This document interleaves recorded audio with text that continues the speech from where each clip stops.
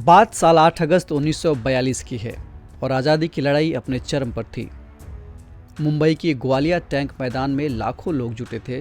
उनके सामने एक 73 साल का बूढ़ा आदमी भाषण दे रहा था और लोग बड़ी ही उत्सुकता से और तन्मयता से उसकी बात सुन रहे थे।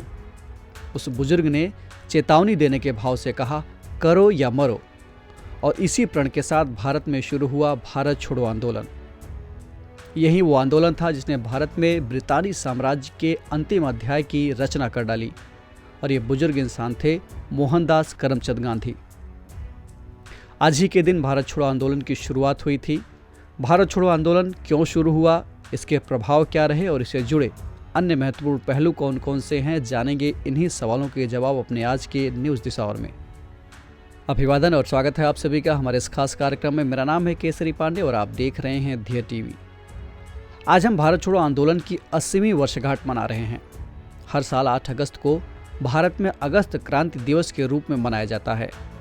दरअसल अप्रैल 1942 में क्रिप्स मिशन के असफल होने के लगभग 4 महीने बाद ही स्वतंत्रता के लिए भारतीयों का तीसरा बड़ा जन आंदोलन शुरू हो गया था। इसे भारत छोड़ो आंदोलन के नाम से जाना गया। 8 अगस्त 1942 की शाम को मुंबई में हुई अखिल भारतीय कांग्रेस कमेटी की बैठक में भारत छोड़ो आंदोलन प्रस्ताव पारित किया गया। इस प्रस्ताव में इस बात की घोषणा की गई कि भारत में आज़ादी और लोकतंत्र की स्थापना के लिए अब ब्रिटिश शासन की तत्काल समाप्ति बेहद ही ज़रूरी हो चुकी है। आपको बता दें कि भारत छोड़ो का नारा यूसुफ मेहर अली ने दिया था और इन्होंने ही साइमन गो बैक का नारा भी दिया था। सवाल उठता है कि इस अगस्त आंदोलन का कारण क्या था। जैसा कि हमने पहले ही बताया कि क्रिप्स मिशन फेल हो चुका था। उधर भारत पर जापानी आक्रमण की आशंका बढ़ गई थी। अंग्रेज सिंगापुर, मलाया और वर्मा को छोड़ने के लिए मजबूर हो चुके थे।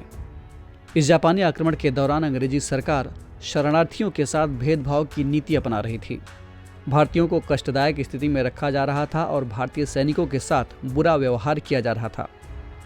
इसके अलावा पूर्वी बंगाल में सरकार ने आतंक का राज कायम कर रखा था। सैनिकों को रखने के लिए बलपूर्वक लोगों के घर खाली करवा लिए जा रहे थे। अंग्रेजी सरकार द्वारा बिना मुआवजा दिए ही आम लोगों की ज़मीनें ले ली जा रही थीं। साथ ही द्वितीय विश्व युद्ध चल रहा था और इस युद्ध काल में भारत की स्थिति बेहद ही संकटपूर्ण हो गई थी। गरीबी अपने चरम पर थी और लोग भूखमरी का शिकार हो रहे थे। ऐसे में स्वाभाविक है कि लोगों का गुस्सा फूट पड़ने वाला था। इन तमाम परिस्थितियों की वजह से आंदोलन प्रारंभ करना शुरू हो गया था। ऐसी अवस्था में गांधी जी ने भारत छोड़ो आंदोलन की घोषणा की और भारत को स्वतंत्र बनाने के लिए करो या मरो का मंत्र दिया। आंदोलन की घोषणा के बाद ब्रिटिश सरकार द्वारा रात 12 बजे ऑपरेशन जीरो आवर के तहत सभी बड़े नेताओं को गिरफ्तार कर लिया गया। गांधी जी को पुणे के आगा खान पैलेस में रखा गया तो अन्य सदस्यों को अहमदनगर दुर्ग में रखा गया। साथ ही कांग्रेस को गैर संवैधानिक संस्था घोषित कर दिया गया और इस पर प्रतिबंध लगा दिया गया। इसके खिलाफ यानी इसके विरोध में देश के अनेक हिस्सों में हड़ताल और प्रदर्शनों का आयोजन किया गया और शीर्ष नेतृत्व के अभाव में भी लोगों के बीच में से नेतृत्व उभर कर सामने आया, जिसमें कि अरुणा असफ अली, जयप्रकाश नारायण, राम मनोहर लोहिया और अच्युत पटवर्धन जैसे नेताओं ने महत्वपूर्ण भूमिका निभाई। देश के कई हिस्सों में लोगों द्वारा अस्थायी सरकार की स्थापना की गई। इसमें संयुक्त प्रांत यानी मौजूदा उत्तर प्रदेश में बलिया, बंगाल में तामलुक, महाराष्ट्र में सतारा, कर्नाटक में धारवाड़ और ओडिशा में तलचर और बालासोर जैसे जगह शामिल थे। अहिंसा के इस आंदोलन में अंग्रेजी शासन की निर्ममता के चलते करीब 940 लोग मारे गए थे, वहीं 1630 लोग घायल भी हुए थे। 60,000 से अधिक कार्यकर्ताओं ने अपनी गिरफ्तारी दी थी।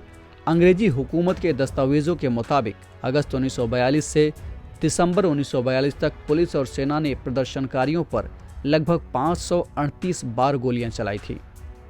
भले ही इस आंदोलन को आंशिक रूप से ही सफलता मिली हो, लेकिन इस आंदोलन ने पूरे देश को एकजुट कर दिया। 1943 के अंत तक सारा देश संगठित हो चुका था और अंत में मजबूर होकर ब्रिटिश सरकार ने यह संकेत दे दिया कि सत्ता हस्तांतरण कर उसे भारतीयों के हाथों में सौंपा जाएगा और तब जाकर आंदोलन को बंद किया गया। तो ये थी बात भारत छोड़ो आंदोलन की और अब बारी है आज के सवाल की।